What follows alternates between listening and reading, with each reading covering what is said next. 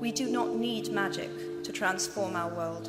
We carry all the power we need inside ourselves already. We have the power to imagine better.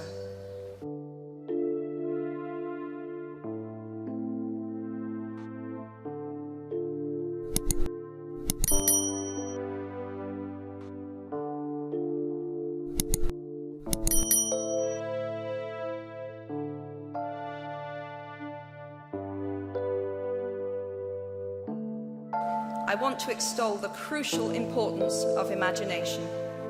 Imagination is not only the uniquely human capacity to envision that which is not, and therefore the fount of all invention and innovation.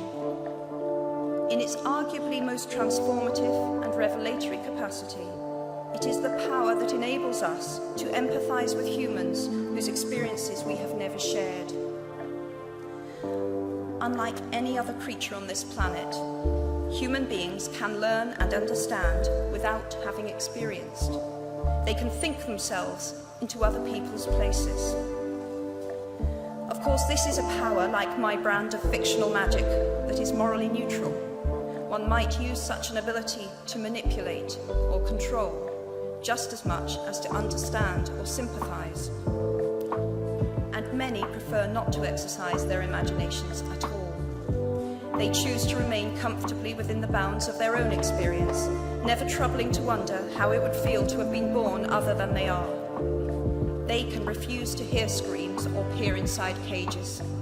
They can close their minds and hearts to any suffering that does not touch them personally. They can refuse to know. I might be tempted to envy people who can live that way, except that I do not think they have any fewer nightmares than I do. Choosing to live in narrow spaces leads to a form of mental agoraphobia, and that brings its own terrors. I think the willfully unimaginative see more monsters. They are often more afraid. What is more, those who choose not to empathize enable real monsters, for without ever committing an act of outright evil ourselves, we collude with it through our own apathy. One of the many things I learned at the end of that classics corridor down which I ventured at the age of 18, in search of something I could not then define, was this, written by the Greek author Plutarch. What we achieve inwardly will change outer reality. That is an astonishing statement, and yet proven 1,000 times every day of our lives.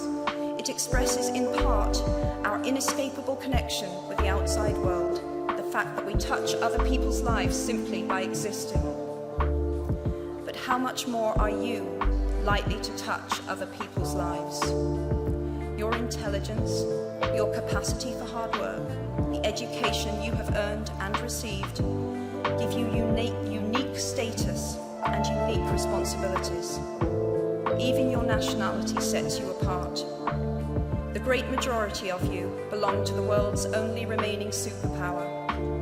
The way you vote, the way you live, the way you protest, the pressure you bring to bear on your government has an impact way beyond your borders.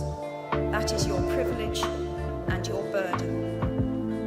If you choose to use your status and influence to raise your voice on behalf of those who have no voice, if you choose to identify not only with the powerful but with the powerless, if you retain the ability to imagine yourself into the lives of those who do not have your advantages, then it will not only be your proud families who celebrate your existence, but thousands and millions of people whose reality you have helped change. We do not need magic to transform our world. We carry all the power we need inside ourselves already. We have the power to imagine better.